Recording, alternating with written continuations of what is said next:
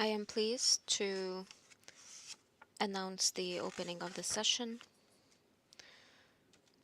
We will be holding this session today, starting first with Dr. Bakr al-Najjar.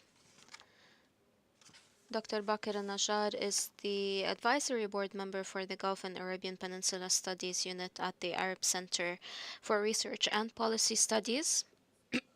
He holds a PhD in sociology from Durham University in the UK in 1983 and a postgraduate diploma from Alexandria University in 1978 and a Bachelor of Arts from Kuwait University in 1976. He has worked as a visiting professor at Kuwait University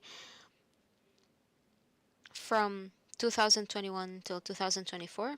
He was a visiting researcher at the Center for Middle Eastern Studies at Harvard University from 2015 to 2016, and also a visiting researcher at Qatar University between 2012 and 2016, and he was also a researcher at Exeter University from 2001 to 2003, member of the Bahraini Shura Council between 2000 and 2002, and has held several other positions.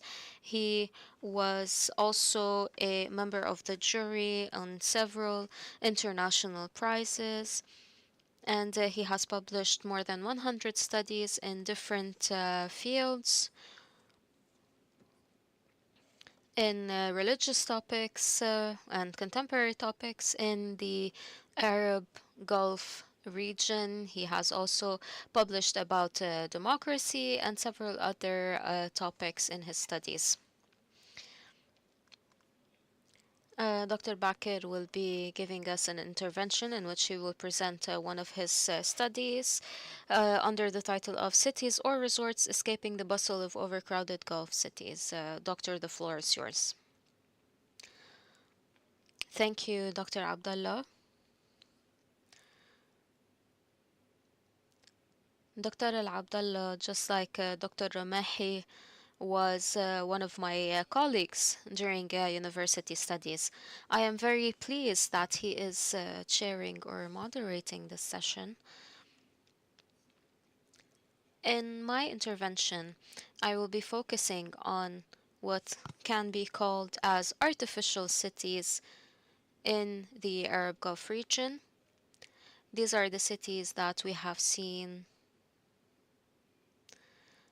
across some Gulf countries more than others.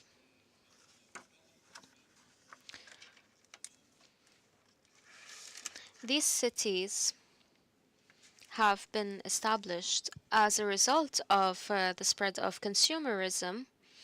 This is This has been seen across large portions of the populations in this region. This was also born as a result of need to respond to the needs, whether these are the natural needs or even the artificial needs by the population that is living in these countries.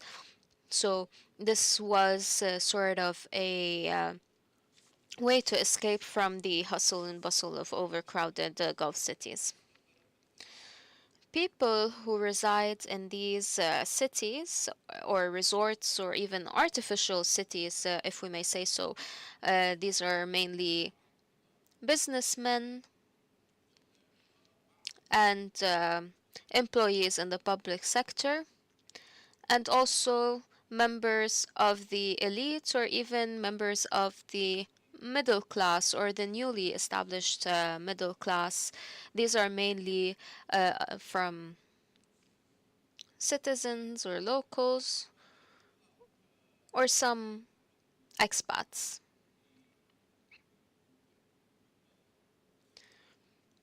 Some people started calling these resorts as weekend accommodations or a second house, if some might call it that way.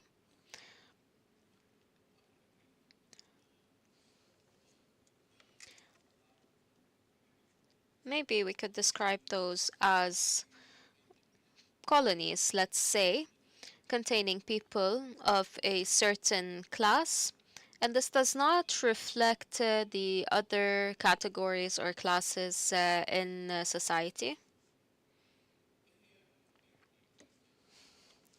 These are resorts or artificial cities, as we have mentioned before. And within those cities, there are very limited restrictions that we usually see in other large scale cities across the countries in the region. Such restrictions could be related, for example, to um, clothes, food that can be consumed, or even behavior. So, in these artificial cities, the inhabitants might be able to exhibit any sort of behavior that they would like. They can wear whatever they like. And this is something that they cannot do in other cities or other regions in Gulf countries. These restrictions are usually implemented in public spaces in other cities, whether we're talking about the locals or even expats. So these cities allow its inhabitants, whether we're talking about, again, locals or expats, whether they are permanent residents or temporary residents, because some people might come to these cities only during their weekend breaks, and some other people buy real estate in these cities as an investment and not for them to actually live in them. These cities allow them to enjoy social activities and to enjoy a large myriad of freedoms within these communities. These resorts or artificial cities are economic projects for some local investors in collaboration with some expats sometimes,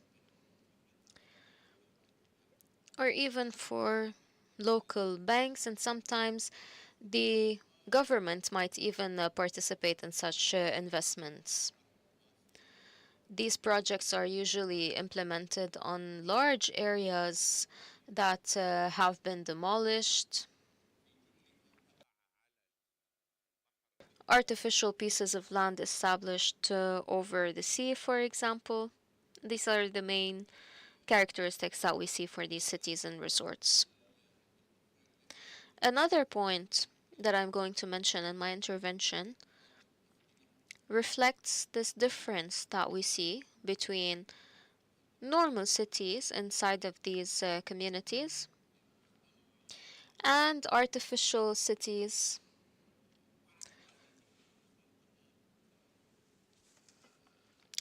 Some of these artificial cities might be characterized by a sort of ethnic diversity. And this ethnic diversity is based also on class differences. So, as we have mentioned before, the people who live in these, let's say, colonies or artificial cities are people from a certain class of society. We see that there are class differences between the people that live in such cities compared to other cities. So, as we have mentioned before, high ranking officials in the government, for example, um, heads of banks, CEOs, compared to other cities. The prices inside of these resorts or artificial cities vary, whether we're talking about villas or apartments, and of course, based on the size of the apartment. In any normal city,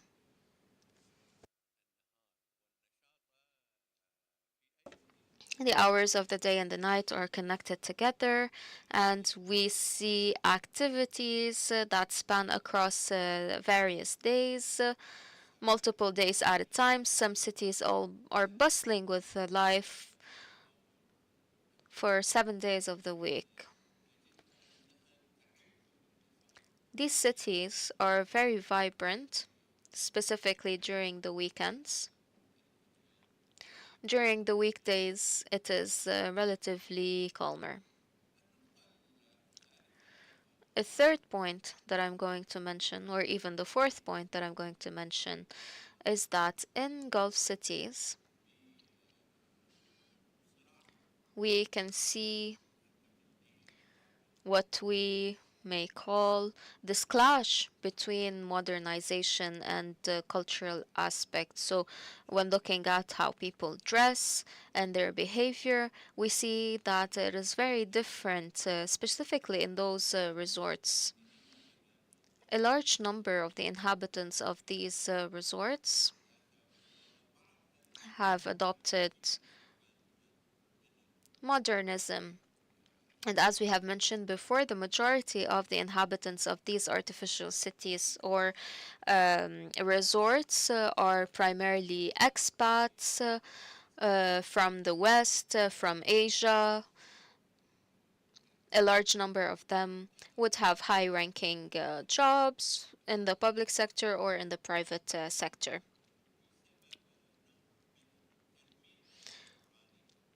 We see that there are also certain architectural characteristics that we see across those cities, and a certain approach or a certain model of activities. And of course, this all reflects on the behavior of the individuals or the inhabitants in these cities. Sometimes also we might see that locals might go to these resorts or these artificial cities to try to adapt to the general context. So they would gradually start adopting these approaches or these this modern behavior and this modern way of dressing. This is why we could describe those artificial cities or these resorts in a certain way, and there is no doubt that these cities have specifically started in Dubai when we started seeing the expansion, Jumeirah, and the expansion that we saw when this artificial city was built, the Palm of Jumeirah. This is a very well known artificial city that is very vibrant, bustling with life. It also has a lot of hotels, the most famous of which is Atlantis. This artificial city was designed as a palm tree. So, if you were to look at it from above, from an aerial point of view, you can see that it is shaped as a palm tree. The people that live there might not be related to each other in any way, not even culturally or ethnically. So we see a variety of people living in these artificial cities. This artificial city has pushed some people in the Gulf to adopt the same behavior and to establish these artificial cities.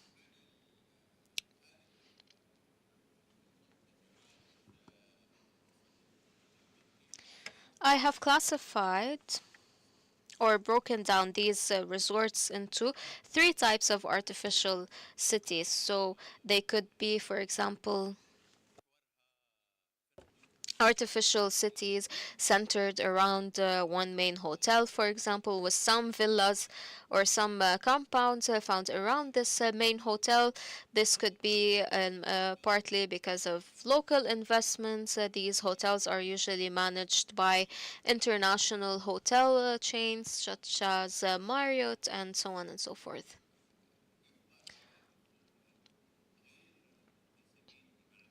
These hotels are often exclusive for members or residents, so it would be prohibited for anyone from outside to go in.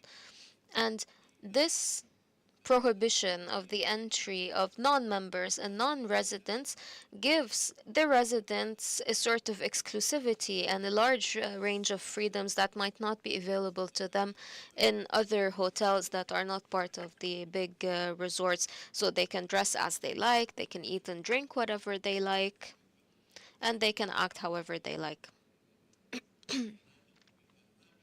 These hotels have a large margin of freedom by prohibiting non members and non residents to enter. These hotels are often visited by European tourists who want to enjoy the sun and leisure in these resorts, and sometimes some Asian tourists, or even locals and employees in high ranking jobs, or expats who work in Gulf countries and go to these resorts to spend their weekends. So this might not be frequent. Their visits might be they might not be as frequent every time.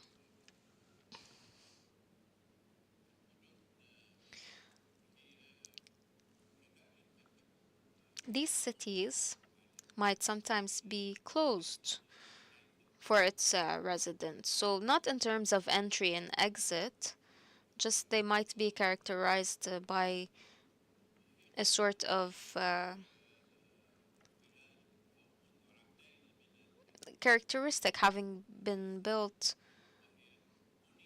2 decades ago almost. These resorts have been built over artificial areas built over the sea thanks to investments from people who have political and administrative influence in the public sector. Sometimes the government might be a shareholder in these artificial cities as well and these resorts.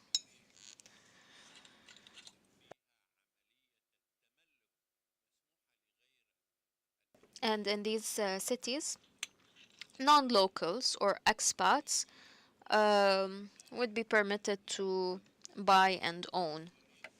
So, whether we're talking about European or Asian expats and so on, they are allowed to buy and own property there in these artificial cities.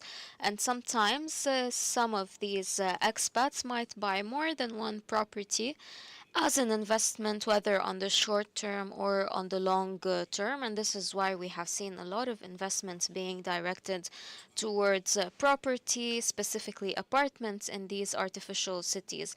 So, might some of these investments might be just a simple or a small amount, and some of them might be a lot more expensive. So some of these resorts, when they were first built, maybe the price of the apartment in them would be $150,000. However, now such prices have reached approximately $500,000.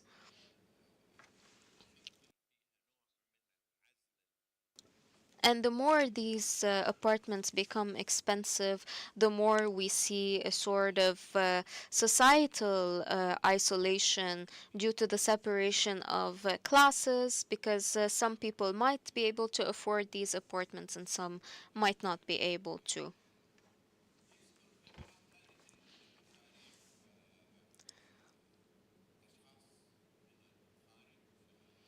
In these projects, these artificial cities and resorts, there might be people, or the inhabitants are mainly people who are employees in some financial institutions. For example, a similar project that we have seen here in Qatar is the Pearl, for example, or Lusail. So these are also two cities where we see a certain ethnic representation. The majority of the inhabitants in these cities are expats, and we see that there are larger freedoms compared to other cities across the country. Some people might say that when you enter these cities, you do not feel like you are in Doha, for example, and you might not feel that you are in the city. You might feel that you are elsewhere. And this is because of the um, specific architectural and ethnic characteristics that we see. A similar project in Bahrain is the Amwaj project that is very similar to the Pearl here in Qatar.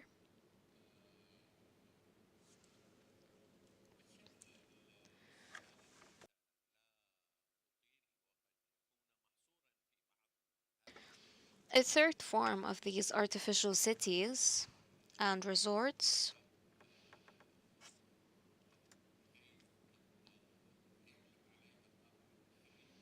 would have a local characteristic.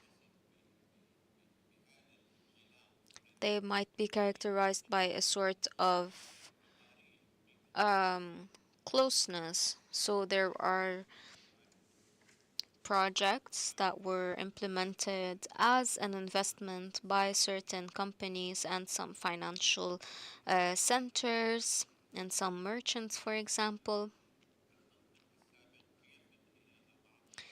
Similar to the two previous models, some locals might either live there full time or visit these cities during the weekend break. So we often see these resorts or these artificial cities empty during weekdays. However, as we have mentioned, some people might reside there full time inside of these resorts.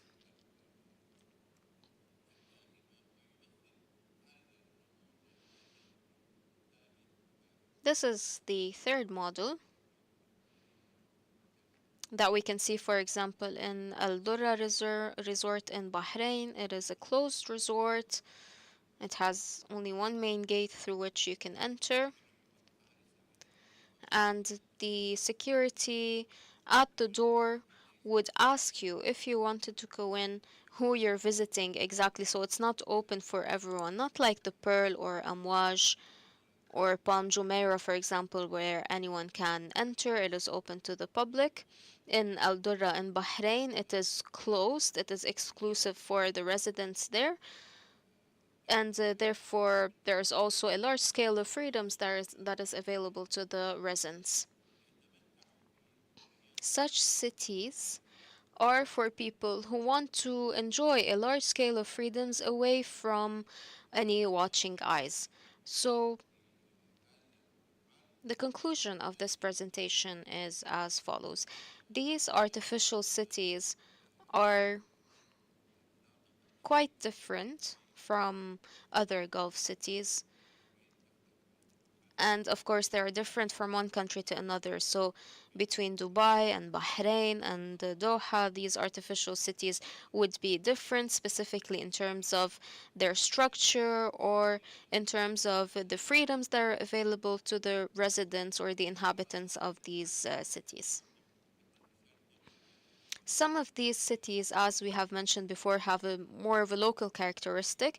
However, the majority of them are characterized by ethnic diversity. We see a lot of expats coming from different nationalities, and therefore, as a result of that, we see more of a freedom, a wider scale of freedom that is available to the inhabitants of these cities compared to other cities inside the same country.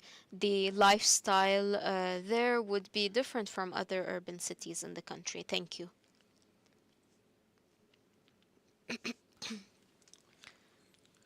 Thank you so much, Dr. Baqir. And thank you for sticking to the time. Now we'll move to the a new presentation, new study will be presented by Dr. Federico Corlo, and I hope that I pronounced his surname correctly. He's an associate professor in Trisni. He holds a PhD in urban geography and ecological urbanizations from King College London in 2014. He has done extensive research in the Middle East and Southeast Asia, including the master city and also studies the impact of artificial intelligence in urban planning, also the sustainability of cities. He has conducted extensive studies in Southeast Asia, like the Master City, Hong Kong, and the Lion, and he is interested in unpacking the notion of AI from the urbanistic perspective and in fleshing out the conceptual implications of AI-mediated urban space, such as the end of the city hypothesis introduced in his monograph Frankenstein Urbanizations. He is also a co-editor of artificial intelligence in the city urbanistic perspective on AI in 2023. So the presentation will be on Fantasia and the line projects and incubation for modernization in Saudi and beyond.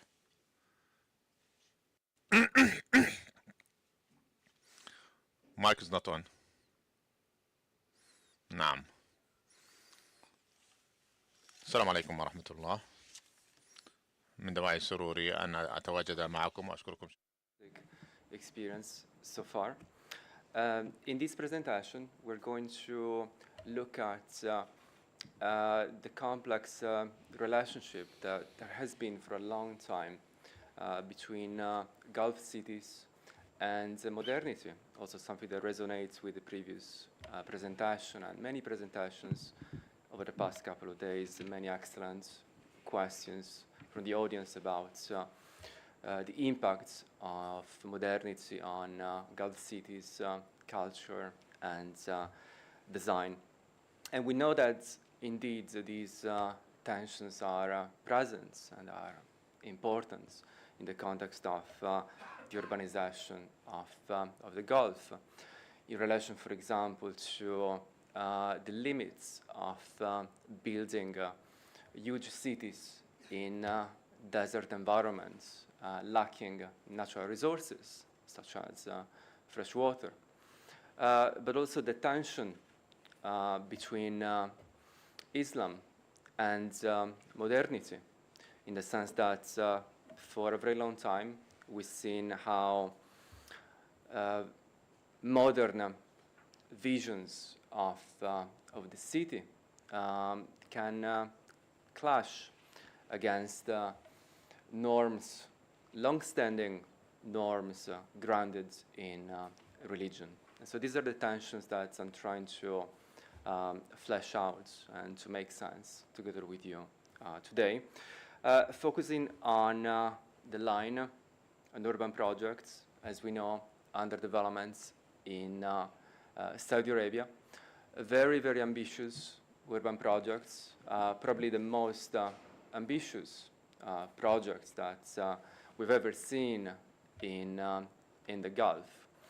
Now, we know that what you're looking at, this enormous linear city in the Tabuk region, is not going to be built the way we're seeing it in these renderings.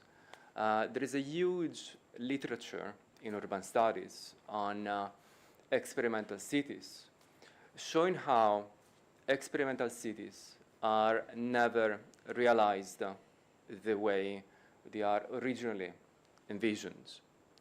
And in my own work, I've done a lot of research on experimental urbanism in the Emirates, in particularly. I lived in Dubai and Abu Dhabi in the past, researching a new master plan city called Masdar City, which is a significant example of these tensions and discrepancies that I'm talking about.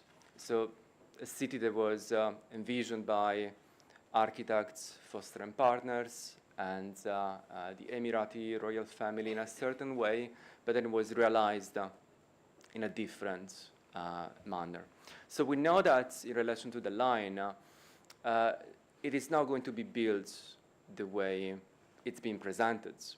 But also, we know from the literature on experimental cities that most of these cities, to some extent, they do get built, they do get implemented. So we know that in the near future, over the next 10 years or so, the line will be built in some form, in some shape. And that what is going to be built is going to have an impact on the infrastructure of Saudi Arabia, on the governance of Saudi Arabia, as well as on the culture of Saudi Arabia. And so in this presentation, I'm going to look at these impacts, focusing on technology, governance, and culture. And so I'm arguing that the line is a vector of modernization. And the trajectory towards modernity that the line is following can be understood in terms of three core strands. So the first one is technology. And it is about deploying artificial intelligence, AI technology to manage urban systems and urban spaces. So we're talking about autonomous technologies, so technologies that operate without being supervised by humans, so with humans out of the loop. So a couple of examples. This vision that the line is promoting is about an autonomous transport system. It is about autonomous vehicles, including flying autonomous vehicles, such as this technology, Volocopter, a German company that has been building flying autonomous cars. And I'm aware that this might sound crazy, something out of a sci-fi movie, but it is actually being built. This is a technology that these days is being tested in Saudi Arabia. There are also plans to build robotic supply chains. So supply chains in relation to energy, in relation to objects that citizens are going to need as part of their daily life, built by robots. So it is a vision in which humans are not managing the city. The city is being managed by artificial intelligences. Not only, and now we move to issues of governance, we're talking about a city that is supposed to be governed by an artificial intelligence, an AI-mediated urban governance, so to speak. And so what they are also building is a large-scale artificial intelligence called NEOS, and NEOS essentially is a platform. But you can think about it as a gigantic digital brain that is supposed to be controlling the line, almost as if the city was a body, and AI, its brain, controlling and moving the city as an object. AI also deploying predictive algorithms, so algorithms that are designed to foresee the evolution of urban systems, but also the evolution of the behavior of citizens. So anticipating how citizens are going to move, what citizens are going to be doing. And so some of the examples that I can share with you, because I've been doing some field work in Saudi Arabia on the line, is that they intend to have autonomous vehicles anticipating where and when citizens will need them. Or also domestic robots cooking meals for people like you and I before we go back home. So anticipating what we're going to be wanting, desiring for meals, for dinner after a long day. So a different way of interpreting the notion of urban governance in a future-oriented and predictive manner. But I argue that it is in relation to culture that we find significant aspects of modernization. So the line is envisioned to be a city populated by robots. According to this vision, robots can be considered to be conscious entities, deserving to have citizenship like humans.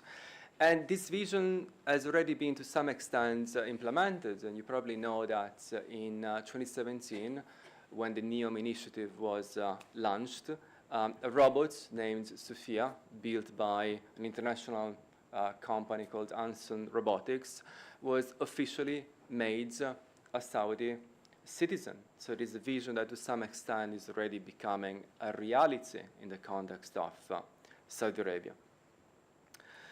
And my point is that when we look at this vision and what it's doing, it is very novel from an international point of view. And the example of Sophia, so a robot becoming a citizen, is unprecedented historically from an international point of view. And then when we look at this vision of modernity in relation to the local context, so what is happening outside NEOM in the rest of Saudi Arabia, it's of course even more novel. So if we go again through these three categories that I just talked about, technology, governance, and culture, we can see that when it comes to technological innovation and urban infrastructure, what the line is proposing is very different compared to the rest of Saudi Arabia.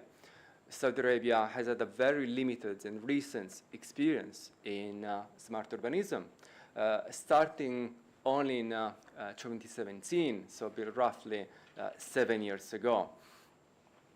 And when it comes to the use of AI in urban governance, so far the government of Saudi Arabia has been using very narrow AIs, mostly in the realm of social media.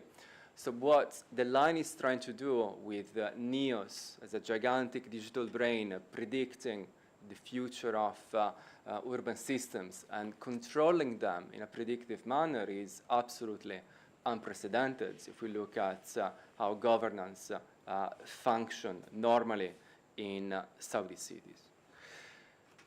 But when we look at culture, I think that is here that the line is trying to break with the past the most.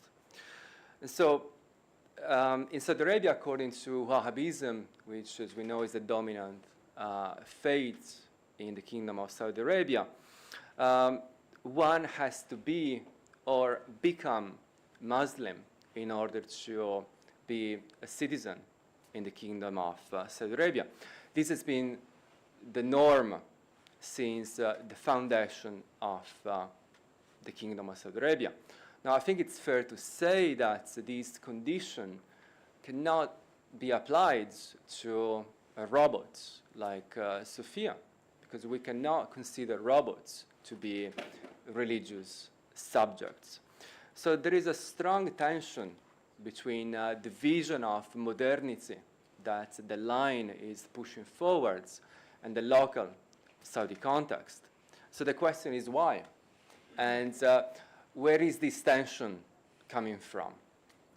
I would argue that there are multiple reasons why we can see these tensions taking place.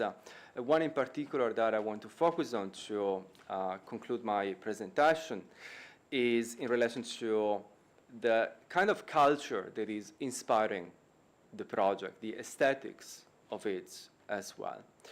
And there is one idea that is informing the genesis of the project, and it is cyberpunk. And cyberpunk is cultural and aesthetics movements grounded in Western science fiction from the 1960s with a book called Do Androids Dream of Electric Sheep by Philip K. Dick. Fantastic novel that inspired in the 1980s a movie that I'm sure you know about, you probably watched it or heard about it, Blade Runner by director Ridley Scott, recently redeveloped in a sequel that's got a lot of traction worldwide. And also a very famous book called Neuromancer, 1980s. Gibson, the writer who envisions these gigantic technological cities populated by robots. And so cyberpunk is just about that. It is about monumental, colossal architectures. It is about flying cars. It is about AI controlling cities and managing urban systems. It is about futuristic societies in which there are robots that are almost indistinguishable from human beings. Now, these are the same technologies. This is the same kind of society that the line is trying to realize. And it is not a coincidence that there is this strong connection between the vision of the line and cyberpunk. And that's because, as part of my fieldwork in Saudi Arabia, I discovered that the Crown Prince of Saudi Arabia himself identified cyberpunk and Blade Runner more specifically as a core reference to be used to envision these projects, to be used by architects and designers to envision and then build the line. So I'm going to stress this point once again because I think it's quite crucial to understand and to talk about. I'm not making up this connection between NEOM, the line, and cyberpunk. So cyberpunk is a reference that was identified and then used by the developers of the line. So we have Western science fiction deployed to inform the development of a Saudi city. So to conclude, when we look at the line, we can see that there is a Saudi project of urban developments, but one that is deeply rooted in Western culture from the 1980s, cyberpunk more specifically. And I'd argue that this is what is causing disconnect from local culture and to some extent local religion, with robots like Sophia becoming citizens, despite the fact that their norm in Saudi Arabia is such that one has to be or become Muslim in order to be a citizen of the Kingdom of Saudi Arabia. And so the line, in my opinion, risks being not simply a line traversing the region of the book, so the territory of Saudi Arabia, but also a line cutting across the culture of Saudi Arabia. And I think that this is a very, very important lesson to learn from internationally, because these days there are many, many cities that are experimenting with AI urbanism. Many cities in China, in the US, in Africa, in Europe, all over the world that are experimenting with, that are about to deploy very radical artificial intelligence technologies that are not simply going to trigger technological innovation. They can also cause very problematic cultural shocks. Shukran.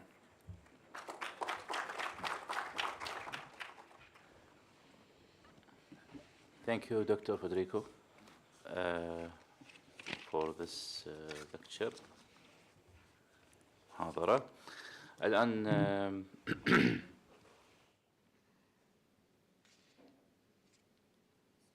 Now we'll open the floor to questions and discussions, starting with the first row.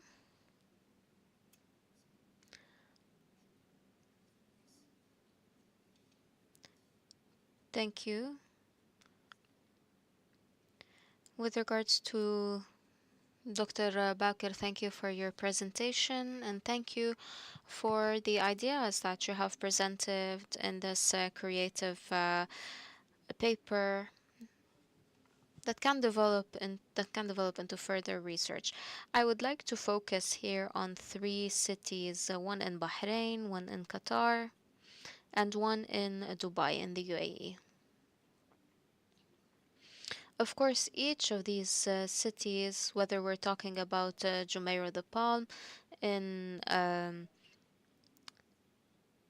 Dubai, Amwaj in Bahrain, or the Pearl in Qatar.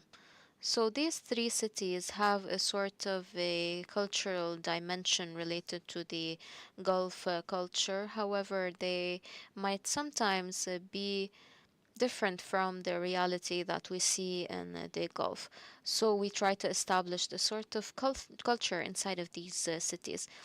What I'm interested here in is Kuwait, or even KSA, or even Oman. Each of these countries has cultural specificities, so they might not have such cities at this moment that are similar to the three cities that you have mentioned in your research. Kuwait had tried to establish the Khiran area. This city has not developed into something similar to the three cities that you have mentioned in your presentation. They are similar in the sense that they are mostly visited during the weekends. However, we see people from different classes, different societies, different categories of society. I believe that this may be due to cultural reasons, or this may be due to. Um, could you please get your question, sir? Yes. My last point here is that lack of investments coming from outside of Kuwait. We will start with the first row, questions from the first row, and then we move further to the back. Thank you. Tariq Sheikh. A couple of years ago, I had spoken to Dr. Abdurrahman Al-Awadi.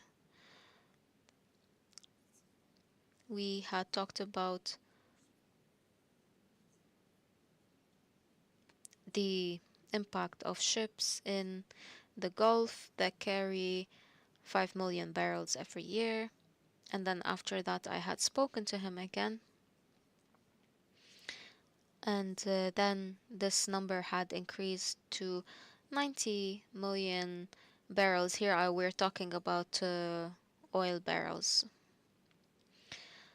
We were talking in that conversation about the new cities, whether we're talking about Jumeirah the Palm in Dubai or the Pearl in Qatar. It seemed that these cities were a sort of violation of the sea waters, increasing desalination, increasing the salinity, of this water, increasing pollution, affecting fisheries, and we see that there's an effect of this expansion, this urban expansion, on the sea waters. Well, we have not seen any interest in this specific point.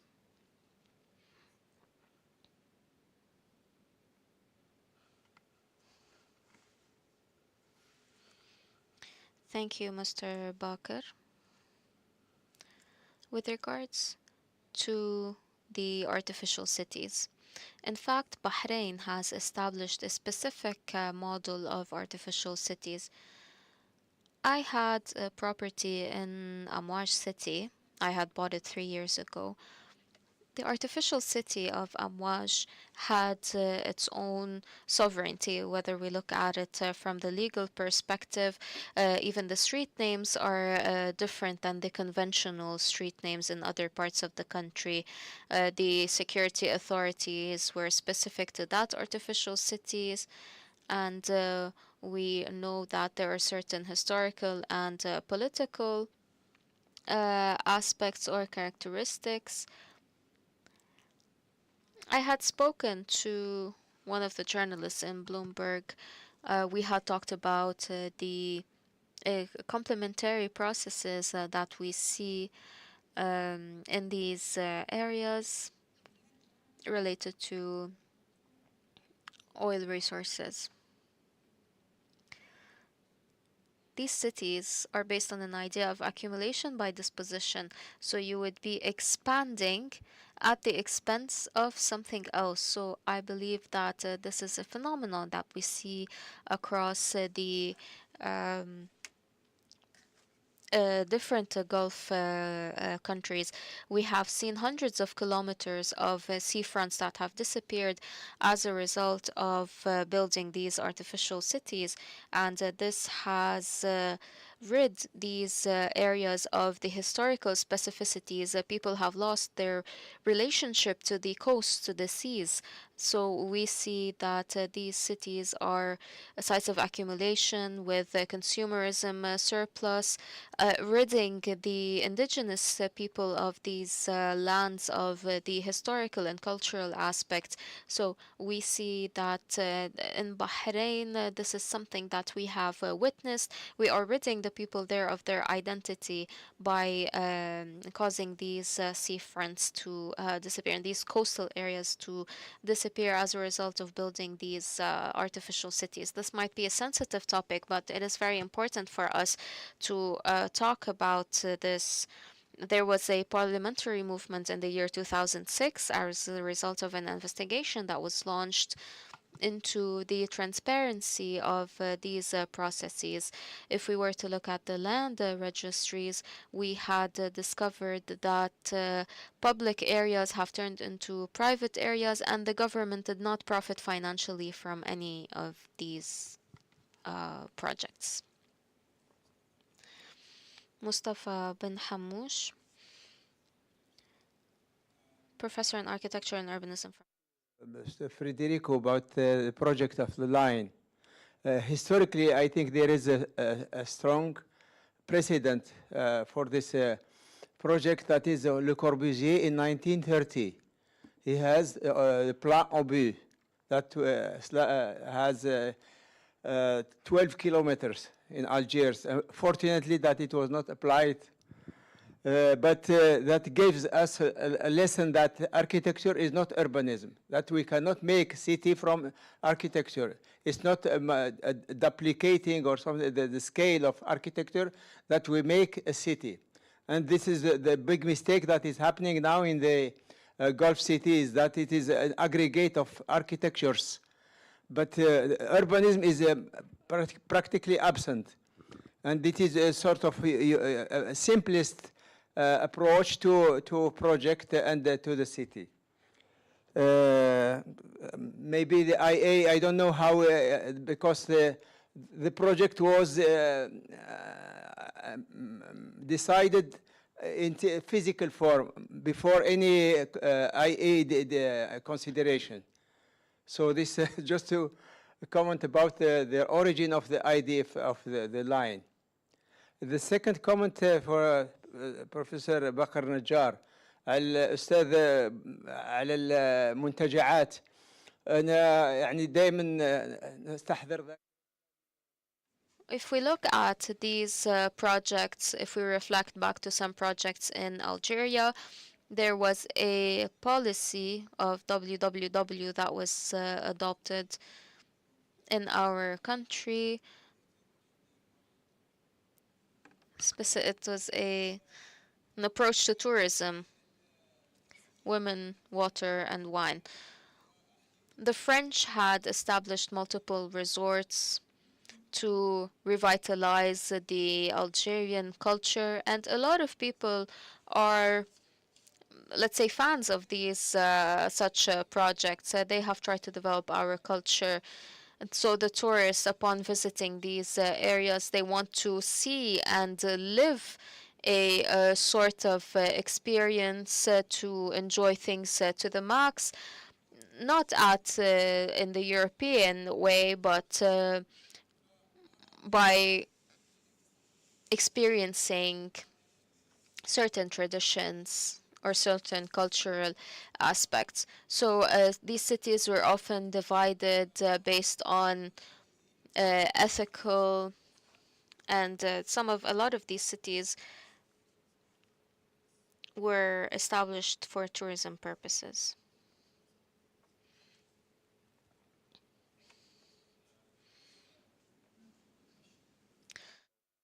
speakers whom I am really grateful to.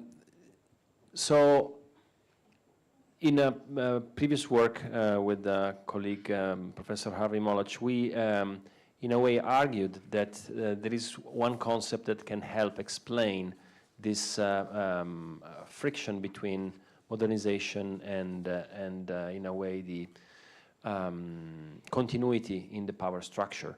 And it's very simple. It's called workaround. So it's a way of bypassing the rules and the typical requirements of human behaviors in ways that do not disrupt the power structure. And that is especially done through space. So space separates, situations, and workarounds are ways of allowing for behaviors and activities that would be prescribed by the law or by moral rules. And colleague Dr. Yasser al-Shishtawi demonstrated that basically Dubai is a patchwork of special zones. And those allows for financial activities, for property activities, in ways that are different from the rest of the country or what the Sharia would require. And the Louvre Abu Dhabi is a place where nudity is on display like nowhere else in the country. And I beg pardon, but in many situations I experienced in the UAE, supermarkets have pork rooms where the Westerners can enter and access haram items of all sorts, but it's for non-Muslims only. So it separates space and provides rules that, in a way, do not disrupt the power structure, but allows for, haram in this case, haram food. So the question is, does this concept that derives directly from Gulf cities, does it help, in a way, not looking at these places as dichotomies, as against the system, not natural versus artificial, but as inherent part of these cities, to allow them to function. And for the National 2030 Plan of Saudi Arabia, they are needed by the leadership in order to progress. In a way, it's a bit of give and take, and space come to rescue. Otherwise, would not be possible. Thank you so much indeed. Thank you. Father.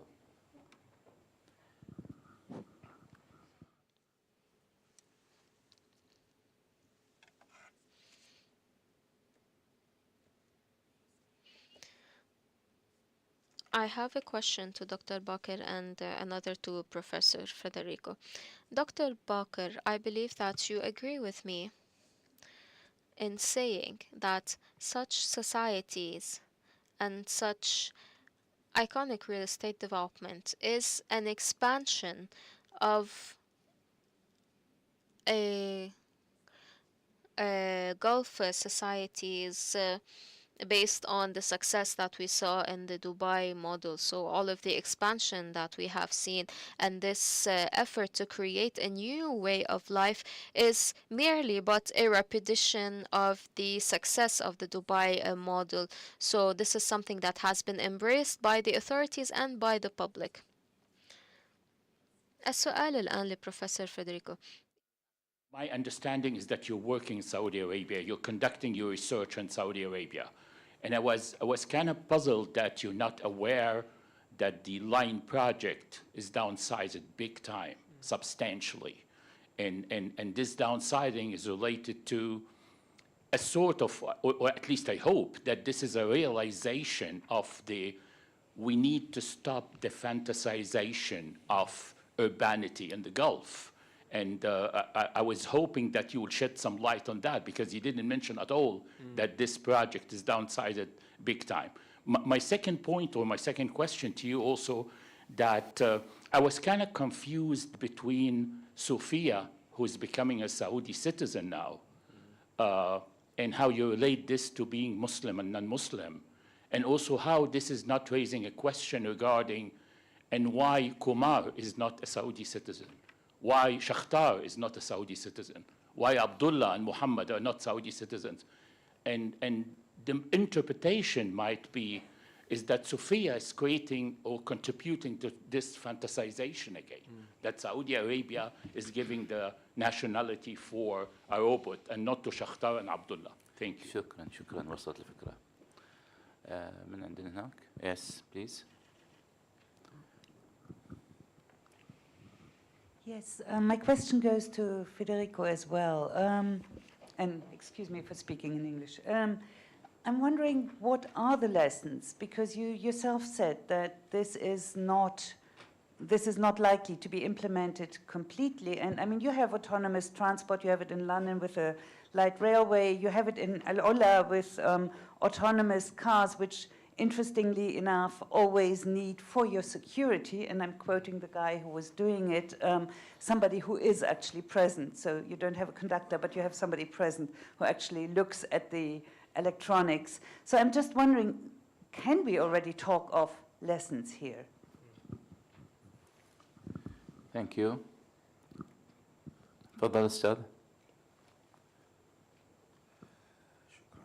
Shukran jazilan. My question is to Federico, and it's a quick one. Now, the line is put forward as an investment project. So it already carried with it an inherent criteria of judging its success or failure as on the return of investment, whether it will be a successful one or not, and it's predicated on there will be also outside investors in it. And really my question, I think,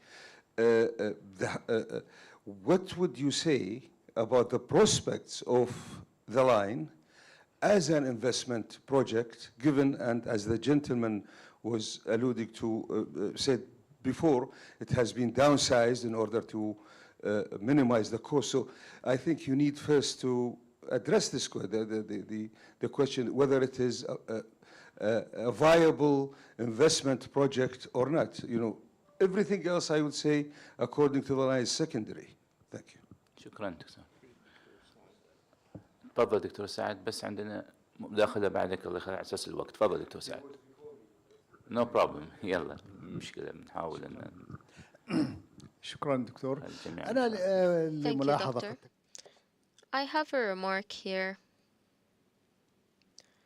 about Dr. Bakir's paper.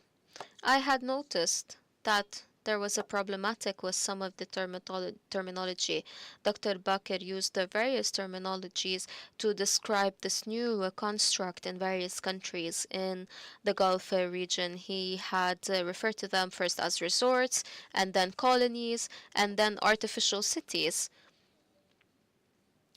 The truth is that up until now, we do not have an appropriate term that allows us to express what these new constructs are. They are not fully resorts, and they are not artificial cities. Of course, there are actual artificial cities to which this terminology might apply. But some of the other cities that you have referred to are not fully resorts. They might be a hybrid between a resort and an artificial city. So maybe we need a new term. We need to create a new term that can properly describe when these new constructs are hybrid.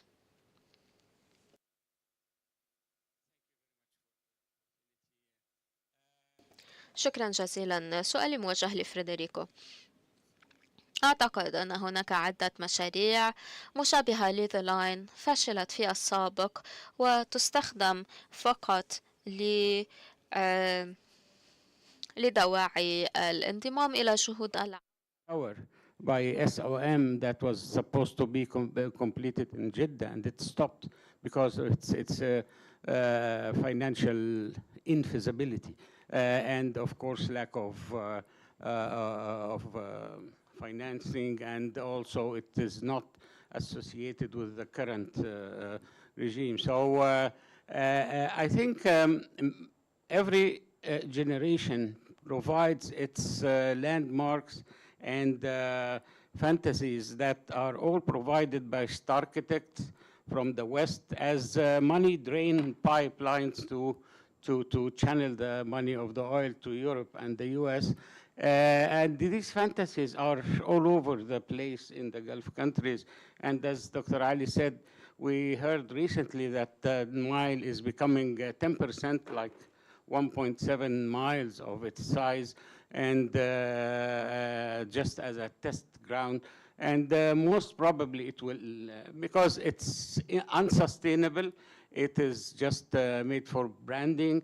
It's not made for any visible or financial gain. It's only made for flash branding. Yeah.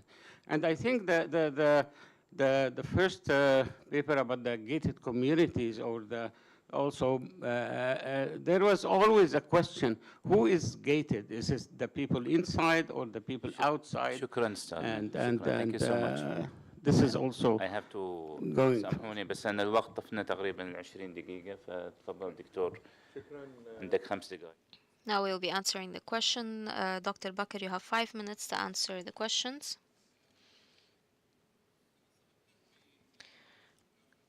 I'm going to start first by addressing the last intervention that Dr. Saad has presented. I agree with what you said with regards to finding a new term that matches this new type of cities that we are seeing. I had referred during the beginning of my intervention to the characteristics that apply to natural or normal cities and that do not apply otherwise to artificial cities. And I had used various terms that are often used to refer to these new constructs or compounds or artificial cities. I would like to thank Dr. Yaqub for shedding light on the Kuwaiti experience. And this is a unique experience compared to other Gulf countries in terms of the existence of a certain colony where we see the weekend vibrant with life and a relatively calmer lifestyle during the weekdays. We see that there are groups of people in these areas, and this is a reflection of a certain class structure. So some of the lower classes are not represented or found in these cities. So people often come from the middle class and above. There is no doubt that building these cities on the coast and the land reclamation is something that has been controversial, and there are certain worries with regards to pollution and the effect on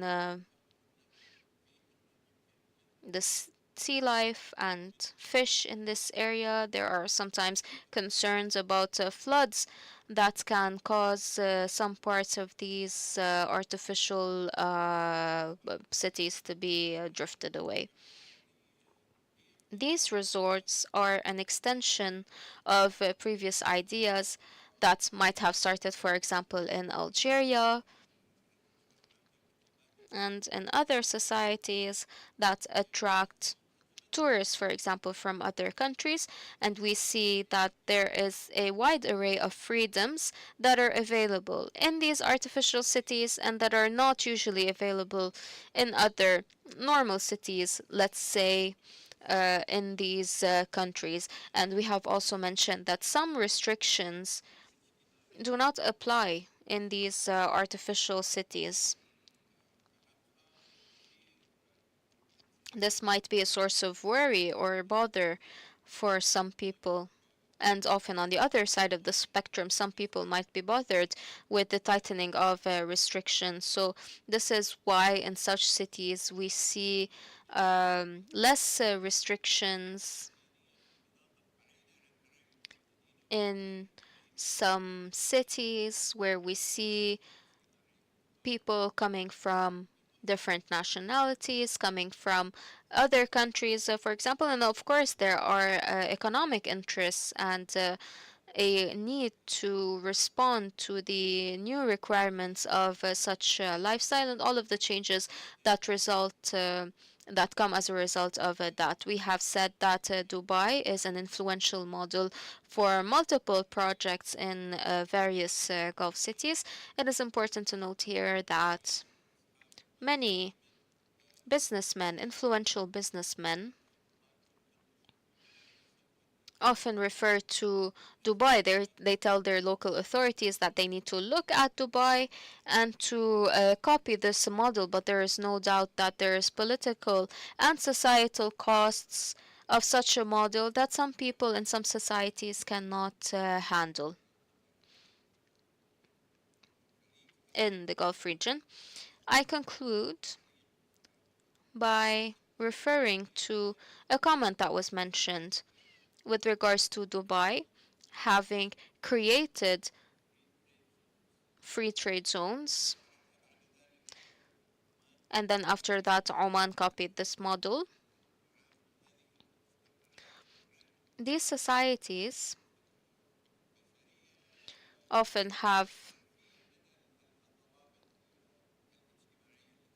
a complete lifting of some societal restrictions that you otherwise see in other cities. شكرا على هذه الأسئلة. شكرا على questions, so I won't be able to address them all in 5 minutes. So I invite you to perhaps approach me later during lunch break and we can continue the conversation more in depth. But for now, let me share some thoughts with you. So what are the lessons here? I think that's a good question to start with so that I can address most of the comments. Well, first of all, what kind of lessons are we talking about? I think that these are global lessons, something that we can learn from in relation to urbanization in the 21st century and in the near future. So lesson number one is about artificial intelligence, and the lesson is the following one. Artificial intelligence is not simply changing the infrastructure of cities. It is also going to change the culture of cities, the way people live, the way people organize themselves as a society. And the problem is that the technology is being developed and deployed very rapidly, in my opinion, too quickly. And so usually, and there are historical examples, when a technology is deployed rapidly, it can generate cultural shocks. So the first lesson is about being careful about how the social impacts of AI can alter the society of cities, particularly societies that have been operating in a traditional manner for a very long time. And then lesson number two is about fantasies and the way we can, to some extent, bypass them. So that relates to the two questions from Davide and the gentleman on my right side. I think that what the line is showing is that we cannot bypass fantasies that are so extreme to the point that they cannot be realized. I think that we can bypass some of the strategies in terms of culture, in terms of consumerism that these new cities are trying to crystallize in societies in the Gulf and beyond. But the problem is that the line is trying to go beyond even the law of physics. It is a design that it is not feasible. I mean, the original plan was also considering the construction of floating islands that is just impossible to build. And also, I don't think it's feasible to grant citizenship to robots. Robots are not conscious entities, and you can talk with computer scientists, with philosophers of technology. There is no one who, not scientists, believing that robots can be granted citizenship. So imagining and building a city in which robots are citizens is just a fantasy that cannot be realized. So that's lesson number 2, avoiding planning cities in relation to fantasies that are just impossible to realize. Also, lesson number 3 is that, as I was mentioning earlier in my presentation, to some extent, these kind of cities, such as the Line, will be built. They're going to be downsized. Now, in relation to the comments before, there have been rumors about the Line being downsized, especially on social media. Personally, I don't trust social media, and I haven't spoken to any planner who has told me face-to-face that the project will be so radically downsized. But, as I said in my presentation, the whole literature on experimental cities points to the fact that these cities are never realized according to these original visions. So we know that the Line is not going to be a linear city. We know that it's not going to be as long as they plan it to be. But also we know very well, and that was one of my points, that something is going to be built. And whether it is a line or a circle or a square, it doesn't matter. It is going to have an impact on the infrastructure, on the governance of the culture of Saudi Arabia. And it is going to have economic consequences as well. So there was a question about the Line as an exercise in city branding. I think to some extent it is an exercise in city branding. But just to conclude, it is also a matter of political economy. There is a very, very, very, very sophisticated political economy behind the development of the Line. It is a project not simply meant to brand Saudi Arabia and to build a new city.